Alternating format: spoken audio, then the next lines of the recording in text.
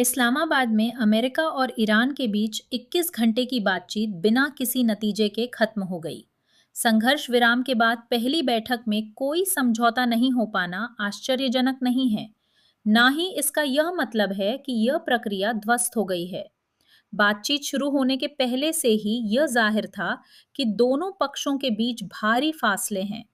युद्ध के 39 दिन बाद 8 अप्रैल को अमेरिकी राष्ट्रपति डोनाल्ड ट्रंप द्वारा घोषित 2 हफ्ते का संघर्ष विराम पहले दिन से ही डगमग लग रहा था, क्योंकि इजराइल ने लेबनान पर हवाई हमले बढ़ा दिए, जिसमें सैकड़ों लोग मारे गए।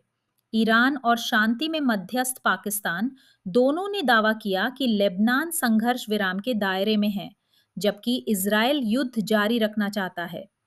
इस्लामाबाद वार्ता के लिए भी परस्पर सहमति वाली कोई रूपरेखा नहीं बनी थी। ईरान ने दावा किया कि उसके 10 सूत्री प्रस्ताव को चर्चा के लिए आधार के तौर पर स्वीकार किया गया था, जबकि व्हाइट हाउस ने कहा कि उसे जो 10 बिंदु मिले वो तेहरान द्वारा जारी प्रस्ताव में शामिल बिंदुओं से अलग थे। मतभेदों के बावजूद संसद के स्पीकर मोहम्मद बागेर गालिबाफ के नेतृत्व वाले ईरानी प्रतिनिधिमंडल और अमेरिकी उपराष्ट्रपति जे डी वेंस के बीच हुई मुलाकात साल 1979 की क्रांति के बाद दोनों पक्षों के बीच पहली रूबरू मुलाकात है, जो एक महत्वपूर्ण प्रगति को दिखाता है।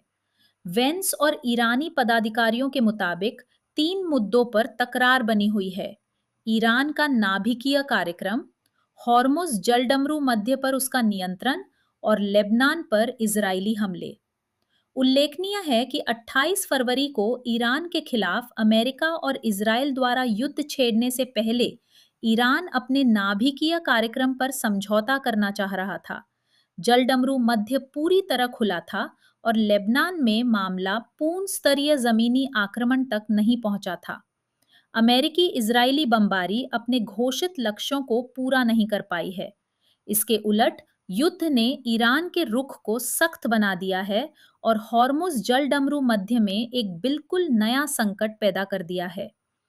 ट्रंप, जिन्होंने साल 2018 में हुए ओबामा कालीन ईरान नाभिकीय समझौते को एक तरफा ढंग से ध्वस्त कर दिया, को यह युद्ध शुरू नहीं करना चाहिए था। लेकिन अब यह युद्ध अमेरिका और उसके क्षेत्रीय सहयोगियों के लिए झटका साबित हुआ है। इसलिए वॉशिंगटन को अंतिम चेतावनियां देना छोड़कर किसी समझौते पर पहुंचने पर ध्यान केंद्रित करना चाहिए। जहां तक ईरान की बात है, तो उसके हाथ में महत्वपूर्ण पत्ते हैं, लेकिन उन्हें इनके जरूरत से ज्यादा इस्तेमाल से बचना चाहिए।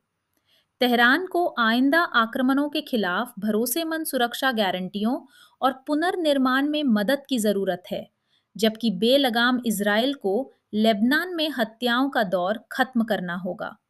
साथ ही ईरान को नाभिकीय मोर्चे पर रियायतों और हॉर्मुज जलडमरू मध्य से वैश्विक यातायात दोबारा पूरी तरह खोलने के लिए तैयार रहना चाहिए। अगर दोनों पक्ष संघर्ष विराम बनाए रखते हुए बातचीत जारी रखते हैं, तो इस्लामाबाद बैठक एक शुरुआत साबित हो सकती है।